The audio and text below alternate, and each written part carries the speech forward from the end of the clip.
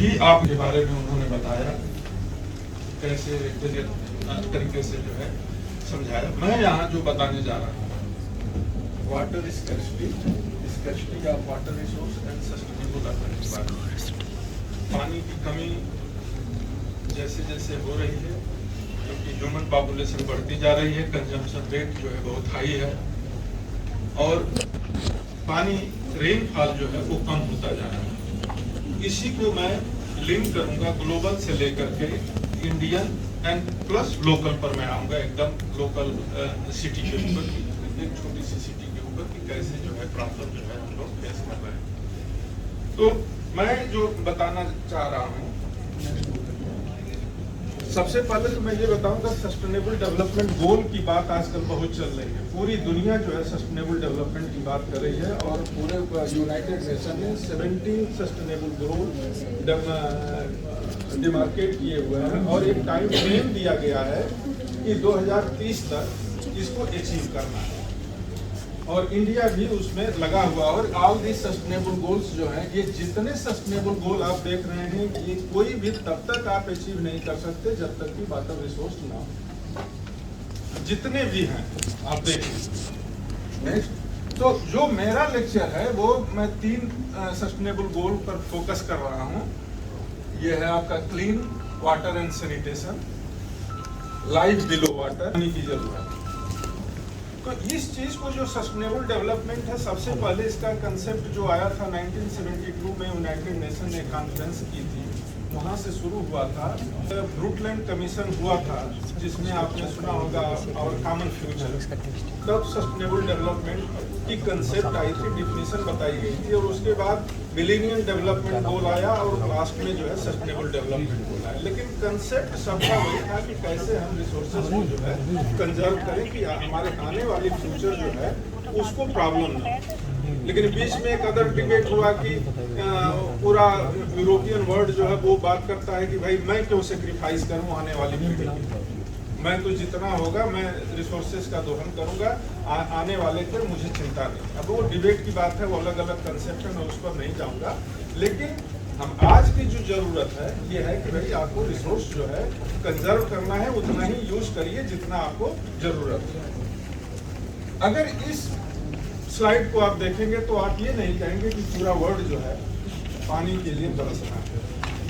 आपको सफिशिएंट पानी दिखाई दे रहा है, जंगल भी दिखाई दे रहा है, सभी चीजें। लेकिन अगर दूसरी स्लाइड आप देखेंगे, जो आज की कंडीशन है, जो सर ने अभी एरिड और सेमी एरिड जोन की बात की जो है, तो आज की कंडीशन ये है कि आज एरिड जोन में जो है, ये जो आप प्लांट देख रहे हैं, ये इंडिकेटर है कि ये एरिया जो है एरिड जोन। लेकिन इसके बाद क्या होगा सिचुएशन, नेक्स्ट, ये आज की सिचुएशन, ये देखिए ये डेजर्टिफिकेशन का ये सबसे बड़ा एग्जाम्पल है कि कहाँ एक तरफ हम देख रहे हैं कि इतना बढ़िया फॉरेस्ट है, उसके बाद हम देख रहे हैं कि एक प्रोसेस स्टार्ट हुआ डेजर्टिफिकेशन का, और आज जो है ये सिचुएशन। तो इसी 3 चीज को मैं फोकस करके अपना लेक्चर जो है आप लोगों के सामने रखूंगा। अगर ये पूरे वर्ल्ड का देखिए तो 21.5% mankind lives in steppe and arid zone with only 2% of the water resources of the land. 21.5% world की पॉपुलेशन 2% वाटर के ऊपर निर्भर है। आप समझ लीजिए कि कितना पानी का प्रेशर जो है, कैसे लोग अपना जीवन व्यतीत कर रहे हैं ये रीजन में, जो सर ने अभी इंडिया का एग्जाम्पल लेके वेस्टर्न डेजर्ट की बात की। अब ये पूरे वर्ल्ड को जो है पानी के हिसाब से बांटा गया है कि कहाँ पर पानी की कितनी शॉर्टेज है। रेड कलर अगर आप देख रहे हैं, जहाँ भी आपको रेड कलर दिखाई दे रहा है, ये फिजिकल, ये है आपका इंडिया का ये वाला पार्ट है, इधर देख लीजिए अफ्रीका में, फिर इधर देख लीजिए ये रेड, ये जो है फिजिकल वाटर स्कैर्सिटी। और ये जो ब्लू कलर आप देख रहे होंगे, यहाँ पर पानी की कोई वो नहीं है। तो मैंने पूरा ग्लोब कहीं पानी की स्कैर्सिटी है तो कहीं पानी बहुत ज्यादा है। अब ये देखिए प्रेसिपिटेशन वेरिएबिलिटी मिलीमीटर पानी होगा तो सेमी एरिड होगा या हाइपर एरिड होगा या एरिड होगा, तो आप देख लीजिए कि long term average annual rainfall is 1160 millimetre, ये पूरे इंडिया का है, जो कि which is highest in the world. India में सबसे ज्यादा पानी जो है, वर्ल्ड का सबसे ज्यादा पानी इंडिया में आता है। The highest rainfall is about 11,609 millimetre is recorded at Mount Siram in Meghalaya. एक ये देखिए कि एक जगह पूरे इंडिया का एवरेज जो है 1000 है, मोर देन 1000, और एक ऐसा प्लेस है जहां की 11,690 मिलीमीटर बारिश हो रही है। At the other extreme are places like Jaisalmer which receives barely 150 millimetre. Contrast देखिए जो पूरे इंडिया में, as much as 21% of the area of the country receives less than 750 millimeter of rainfall annually, while 15% receives rainfall in excess of 1500 millimeter। तो with in India जो है, ये देखिए कि कैसे वेरिएशन हो रहा है रेनफॉल का, और कैसे एरिडिटी जो है वो हो रही है। Rainfall of less than 500 millimetre is experienced in western Rajasthan and adjoining part, जो सर ने आप लोगों को बहुत विस्तृत तरीके से बताया, मैं उस पर अदर डिटेल में नहीं जाऊंगा। A third area of low precipitation is around Leh and Kashmir. ये नहीं है कि केवल प्लेन एरिया या डेजर्ट एरिया में ही है, सर्टेन एरिया ऐसी हाई एल्टीट्यूड में वहां भी रेनफॉल की डिफिशियंसी। तो ये स्लाइड जो है अगर आप देखेंगे तो आपको पूरे हिंदुस्तान की पिक्चर पता चल जाएगी कि कहाँ वाटर एक्सेस है और कहाँ वाटर की स्कैर्सिटी।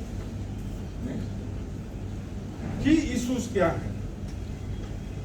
ग्रोइंग पॉपुलेशन है, क्योंकि पॉपुलेशन सबको पता है कि पॉपुलेशन ग्रोथ जो है इंक्रीज कर रही है, और जब पॉपुलेशन बढ़ रही है तो लोग माइग्रेट कर रहे हैं शहरों में, और जब शहर में जा रहे हैं तो वहाँ क्या हो रहा है, पानी का कंजम्पशन जो है ज्यादा बढ़ रहा है, बिल्डिंगें बन रही हैं। तो urban area is the major environmental issue in the developing country. जब क्षमता जो है, कैरिंग कैपेसिटी जब किसी सिटी की कम होगी और उससे ज्यादा लोग जाएंगे तो क्या होगा, इन्वायरमेंटल डिटोरेशन होगा। By 2050, some 70% of the world population are expected to live in the urban area. जब 70% लोग पूरे वर्ल्ड के शहर में आ जाएंगे, तब सिचुएशन क्या होगी आप खुद इमेजिन कर सकते हैं। और आप लोग लखनऊ में हैं, लखनऊ में आपको खुद डे बाय डे आप देखते होंगे कि प्रॉब्लम कैसे इंक्रीज हो रही है। Urbanization causes a wide range of environmental challenges for both local and regional environments, as it directly affects the hydrological cycle and biochemical and physical changes in the hydrological system of the city. जब urbanisation extreme होगा तो उसका impact जो है geochemical cycle के ऊपर बढ़ेगा और हाइड्रोलॉजिकल साइकिल के ऊपर होगा। और water pollution is a serious problem in India. जब क्या होगा, जब एक्सेस होगा तो वाटर का क्वालिटी जो है डिटोरेट होगा।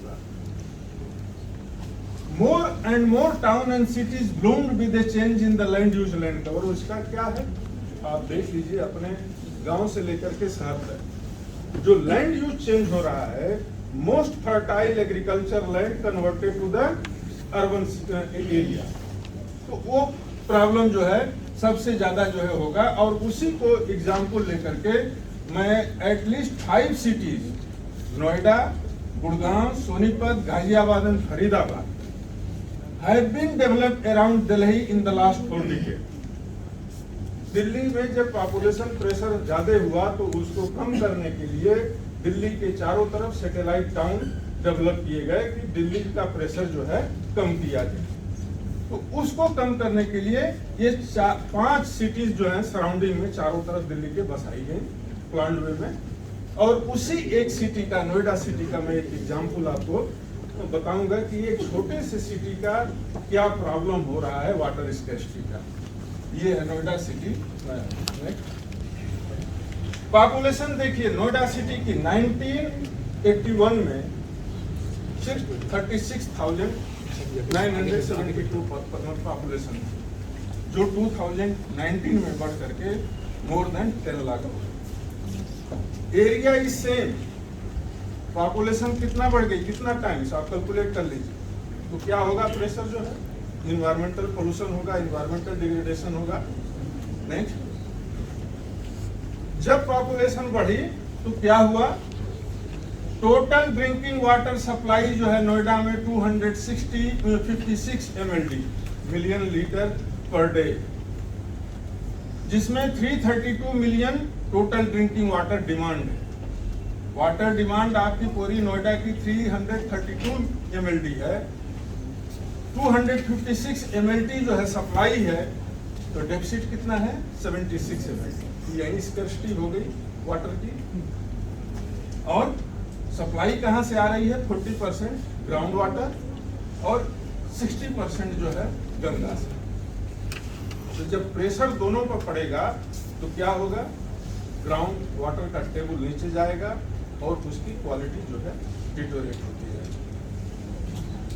अब लैंड यूज लैंड कवर कैसे इंपैक्ट कर रहा है वाटर के उस पर, ये नोएडा सिटी के ये जो आप पॉइंट देख रहे हैं, यहाँ से हमने सैंपल उठाए थे वाटर उसकी एनालिसिस करने के लिए, तो बाद में मैं बताऊंगा। नेक्स्ट ले जाइए। ये है स्पेशियो टेम्पोरल, जो सर ने कहा था कि इस पे जियोग्राफिकल वेरिएशन क्या हो रहा है जमीन के अंदर जो। ये देखिए 1996 की अगर सैटेलाइट इमेजरी देखेंगे, ये रेड कलर देखिए, ये सिटी का है, बिल्ट अप एरिया। 2006 में देखिए कितना एक्सपेंशन हुआ, और 2016 देख लीजिए, पूरा शहर जो है बिल्ट अप एरिया में कन्वर्ट होगा। जब इतना बिल्ट अप एरिया कन्वर्ट होगा, जब रोज बिल्डिंग बनेगी, तो उसके लिए पानी चाहिए, बिल्डिंग के लिए पानी चाहिए, आदमी को पीने के लिए पानी चाहिए, इंडस्ट्री के लिए चाहिए, एग्रीकल्चर के लिए चाहिए। तो सबसे ज्यादा प्रेशर किसके ऊपर है, पानी के ऊपर आ रहा है। नेक्स्ट, ये उसका क्वांटिफिकेशन है, ये चेंज मैट्रिक्स है लैंड यूज की। नेक्स्ट, ये water depth level with change in sampled well during 2006 and 2016, जो हमने आपको दिखाया कि कहां से हमने वाटर का सैंपल कलेक्ट किया था, तो उसकी डेप्थ जो है 2006 और 2016 में कितना चेंज हुई आप देख लीजिए। ये इतने पॉइंट से हमने सैंपल उठाया था। ये जो है ब्लू कलर जो है 2006 का है, और 2016 का है रेड कलर। तो देख लीजिए वाटर का टेबल जो है, वाटर टेबल डेप्थ जो है कितना डाउन होता जा रहा है day by day in different sectors. Ground water level 2006, अगर ये जियोग्राफिकल या स्पेशियल डिस्ट्रीब्यूशन देखेंगे कि कहां पर सबसे ज्यादा जो है ग्राउंड वाटर लेवल डिटोरेट हो रहा है, लेवल डाउन हो रहा है, ये प्री मानसून है, ये पोस्ट मानसून है। ये 2006 की पोजीशन, ये देख लीजिए यहाँ, ये जितने भी कलर हैं डिफरेंट कलर दिया गया है। ये 7 है, फिर ग्रीन जो है 7 to 10 है, फिर ये 10 to 13 है, और ये रेड इस तरह का डार्क जो कलर है ये 16। तो ये जो पोर्शन है ये प्री मानसून में इस एरिया में ज्यादा प्रेशर है, ग्राउंड वाटर लेवल ज्यादा हो रहा है, और उसी तरह से पोस्ट मानसून में भी इसी एरिया में ज्यादा पानी का लेवल जो है कम होता जा रहा है। 2006 में देखिए एक सर्टेन पॉकेट में था, 2016 में ये देखिए कहां तक बढ़ गया। इसका मतलब ये क्लियर बता रहा है कि कौन कौन सी जोन में वाटर की डिमांड जो है सबसे ज्यादा है, इसलिए लोग ग्राउंड वाटर टेबल जो है नीचे होता जा रहा है। Between the area has gained about 40% of land in the category of urban land use between 2006 to 2016. 10 सालों में 40% एरिया जो है बिल्ट अप एरिया में कन्वर्ट हो गई। The area has lost water bodies about 50%. The area has lost the vegetation about 6%. The area has lost the agricultural land from 27.85%. आप किसी से इमेजिन कर लीजिए कि जो बिल्टअप एरिया बन रही है वो किसी न किसी के कास्ट पर बन रही है। तो different land use converted to the built up area. The maximum water level in 2006 below ground is available at 12 metre. 2006 में 12 मीटर अगर नीचे पंप लगाते थे पानी मिल जाता था, लेकिन and minimum water level is 7 metre. Whereas in 2016, 10 साल में क्या हुआ, maximum level is 30 metre and minimum is 12। तो जो 2006 में मैक्सिमम था वो 2016 में जो है मिनिमम हो। ये वेरिएशन, ये प्रूफ आपको मिल जा रहा है कि कितना प्रेशर जो है ग्राउंड वाटर के रिसोर्स के ऊपर है। Assessment of impervious surface area, जब बिल्ट अप एरिया बनेगी, या आप लखनऊ में ही देख लीजिए कि जब कोई भी कंस्ट्रक्शन होगा तो होता क्या है कि सॉइल को जो है आप कंक्रीट से ढक देते हैं। जब इम्परवियस सरफेस एरिया जब इंक्रीज करेगी तो क्या होगा, रेनफॉल होगी, वो ग्राउंड वाटर में पर्कुलेट नहीं करेगा। दूसरा, जब सनरेज आएगी तो होता क्या है कि तुरंत कंक्रीट से रिफ्लेक्ट करेगी। तो जो अर्बन हीट आइलैंड की बात आप लोग सुनते हैं, तो अर्बन हीट आइलैंड यही कि जब इम्परवियस सरफेस एरिया इंक्रीज करती जाएगी तो वो आपको क्लाइमेटिक प्रॉब्लम जो है इंक्रीज होती जाएगी, इन्वायरमेंटल प्रॉब्लम इंक्रीज होगी। और ये देखिए इम्परवियस सरफेस एरिया, ये देख लीजिए, ये देखिए 2014 में ये कंप्लीट, मतलब समझिए पूरा नोएडा, मैक्सिमम नोएडा का एरिया जो है कि इम्परवियस सरफेस एरिया में कन्वर्ट हो गया। ये देखिए 2001 में इम्परवियस सरफेस एरिया जो था 28 किलोमीटर था, जो 2007 में 48 हो गया, और 2014 में 132 किलोमीटर एरिया जो है इम्परवियस हो गया, मतलब पूरा कंक्रीट से ढक दिया गया। लैंड सरफेस टेम्परेचर, अब लैंड, जैसे सर ने बताया था कि भाई जब गर्मी बढ़ेगी तो क्या होगा, एरिड रीजन में इवेपोट्रांसपिरेशन का रेट जो है बहुत हाई हो जाता है, इवेपोरेशन का रेट। तो वैसे ही जब इम्परवियस सरफेस एरिया जब आपकी बढ़ेगी तो लैंड का जो सरफेस, लैंड का जो टेम्परेचर होता है, जो सॉइल का टेम्परेचर है, जब वो इंक्रीज करेगा तो ग्राउंड वाटर की जो सॉइल की वाटर होल्डिंग कैपेसिटी है वो खत्म होती जाएगी। वो भी एक डेजर्टिफिकेशन का एक तरीका होता है। तो ये देख लीजिए लैंड सरफेस टेम्परेचर एस्टिमेशन हमने किया हुआ है। मैक्सिमम टेम्परेचर 1996 में 39 था, 2006 में 40 हुआ, 2016 में 42 हो गया, और मिनिमम टेम्परेचर जो है 18, 26 और 29। इसी से आप अंदाजा लगा लीजिए कि लैंड का जब टेम्परेचर, सॉइल का टेम्परेचर इतना इंक्रीज कर रहा है तो उससे कितनी बड़ी प्रॉब्लम आएगी वाटर की या एग्रीकल्चर प्रोडक्टिविटी की। नॉर्मलाइज्ड डिफरेंस वाटर इंडेक्स, हमने वाटर इंडेक्स भी निकाला, उसका क्या इम्पैक्ट है डिफरेंट ईयर में, 96, 2006 एंड 2016 में। ये देख लीजिए 0.5 से 0.1, अगर ग्रास कवर है तो वाटर थिकनेस आपकी इतना होगी, और नोएडा में 1996 में 72 किलोमीटर स्क्वायर एरिया जो थी ग्रास कवर थी, जो घट करके 45 हुई, और 2016 में सिर्फ 12 किलोमीटर एरिया जो है ग्रास कवर हुआ। इसके बाद क्रॉप लेस डेंस वेजिटेशन 2016 में केवल 8 किलोमीटर रह गया, और वेजिटेशन 2016 में वेजिटेशन कंप्लीट खत्म हो गया। जब वेजिटेशन नहीं रहेगा तो वाटर होल्डिंग कैपेसिटी वैसे ही खत्म हो जाएगी। तो इसीलिए हमने ये normalised water difference water index निकाला, इसके बाद हमने टेम्परेचर निकाला, देन वेजिटेशन इंडेक्स निकाला। Next normalised difference vegetation index, ये तीनों का कंबाइंड जो है इम्पैक्ट होता है वाटर के स्कैर्सिटी के ऊपर। तो ये देखिए नो वेजिटेशन 2016 में 158 किलोमीटर स्क्वायर एरिया जो है कोई वेजिटेशन नहीं, स्पार्स वेजिटेशन ओनली 25 में, और मॉडरेट 20, डेंस वेजिटेशन जो है 2016 में एकदम कंप्लीट खत्म हो गई। ये average annual temperature and rainfall 20 years का हमने वो किया हुआ है कि कैसे जो है रेनफॉल और टेम्परेचर का वो हुआ है। Next finding of the objective 2, relation between ground water depth and impervious surface area.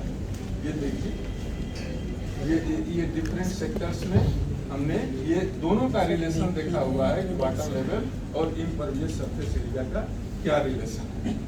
Next ये कोरिलेशन हम बहुत ज़्यादा साइंटिफिक उसमें नहीं जाएंगे, ये आप लोगों के थोड़ा सा रिसर्च का पार्ट है। नेक्स्ट मैं उस पर आता हूँ, a perfect positive relation of 0.98 between NDVI, normalized difference vegetation index, and NDWI, normalized difference water index, which possibly because the greater the vegetation cover, more the area have water content in trees. There is a perfect negative relation of 0.99 between land surface temperature and NDWI, which might be possible because with every increase in land surface temperature, the vegetation water content reduce. The third relation between normalized difference vegetation index and land surface temperature is almost like NDVI. They have perfect negative correlation, that is with every increase in temperature, the green content of the plant is reducing. जो sir ने भी अपने lecture में बड़े clear तरीके से आप लोगों को वो किया था. Next, effect of urbanisation and water quality. एक तो वाटर का टेबल डाउन हुआ, अब वाटर की क्वालिटी पर क्या इफेक्ट पड़ा. ये हमने जो है डिफरेंट जो पहले मैप में दिखाया था साइट जो है वहां से हमने सैंपल लिया था, उसकी पीएच, टीडीएस, ये जितने फिजिको-केमिकल पैरामीटर्स हैं उसको एनालाइज किया था. तो ये जो टोटल टीडीएस जो है ये आयरन, इसके बाद क्लोराइड एंड मैग्नीज, ये आप देखिए हमने वो किया हुआ है, ये डिफरेंट सेक्टर्स में बहुत ज्यादा हाई है. दिस शोज दैट कि water is not drinkable, water quality is deteriorating, पीने के लायक नहीं है. अगर पिएंगे तो कोई न कोई आपको हेल्थ इंजरी जो है होगी. आगे ये तो उसी को हमने स्पेशल डिस्ट्रीब्यूशन में दिखाया है कि कैल्शियम क्या है और उसकी परमिसिबल लिमिट क्या है, और उसी तरह से क्लोराइड का ने फ्लोराइड, आयरन, नाइट्रेट, मैग्नीज, इसके बाद sulphate, then pH, TDS, total hardness, water quality index, और सभी फिजिकल पैरामीटर के बेसिस पर हमने वाटर का क्वालिटी का इंडेक्स बनाया उसका पूरे नोएडा सिटी का, ये देखने के लिए कि कहाँ पर कौन से सेक्टर में वाटर क्वालिटी ज़्यादा खराब है.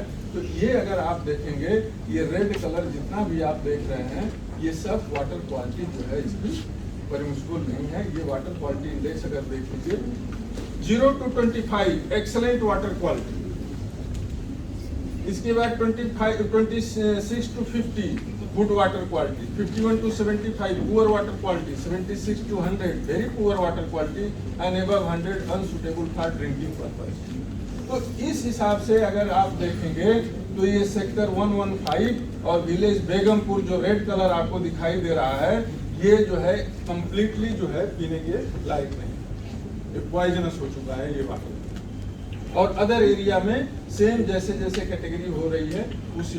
तो आप ये देख सकते हैं, प्लानर के लिए ये फायदा है कि वो देख करके ये करेगा कि किस पॉकेट में ज्यादा वो है, तो वहाँ सबसे पहले जो है प्लानिंग या कोई भी टेक्नोलॉजिकल इंप्रूवमेंट देना होगा वहाँ किया जा सकता है. Next, the drinking water groundwater quality for most of the parameter was observed within the permissible limit. Only iron, total hardness and TDS are observed to be excess in the permissible limit in sector 105 and Begunpur areas. General water quality of the area comes under good to moderate. However, some water quality problem exists due to iron, total hardness and TDS, which have water quality index more than 50. The high concentration of these elements is mainly due to the anthropogenic pressure and extensive agricultural practices. Anthropogenic का sir ने आपको बताया कि भाई जो human मनुष्य के द्वारा जो चीजें की जाती हैं वो anthropogenic है. The main problem in drinking water of Noida is hardness and salinity. The year calculated, तो जो ये 3-4 जो एलिमेंट है फिजिको केमिकल एलिमेंट है, there is a need to just उसको मिनिमाइज किया जाए. नेक्स्ट, और ये उसका हमने दिया हुआ है कि ये कहाँ कहाँ पर इसका प्रॉब्लम है, इसका कोरिलेशन ऑल साइंटिफिक मेथड का ये अडॉप्टेड, कि मतलब जो मैं रिजल्ट कह रहा हूँ वो फुल प्रूफ है, ये नहीं कि मैं हवा में कोई बात नहीं कर रहा हूँ. Next, It is also evident the impact of iron is high due to existing positive relation between the manganese and iron. According to BSI standard, it is mentioned that the total concentration of manganese and iron shall not exceed 0.3 milligram per liter, but the concentration of manganese is also high on mean distribution than permissible limit. एक permissible limit के लिए एक world health organisation एक parameter निकाला है और एक जो है ब्यूरो ऑफ इंडियन स्टैंडर्ड। तो हम लोग generally bureau of Indian standard को मान के चलते हैं कि इंडिया के लिए वो ज़्यादा सुटेबल होता है। उसके बेसिस पर हम कहते हैं कि अगर वो एक्सीड कर रहा है तो इसका मतलब कि वो परमिसिबल लिमिट के बाहर है।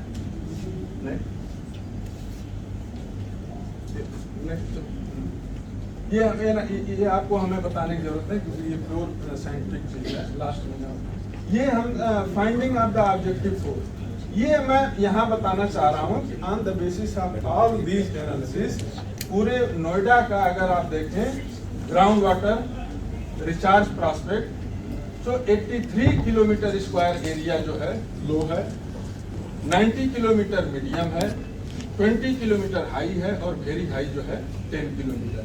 सो आप इससे जो है आप ये देख लीजिए,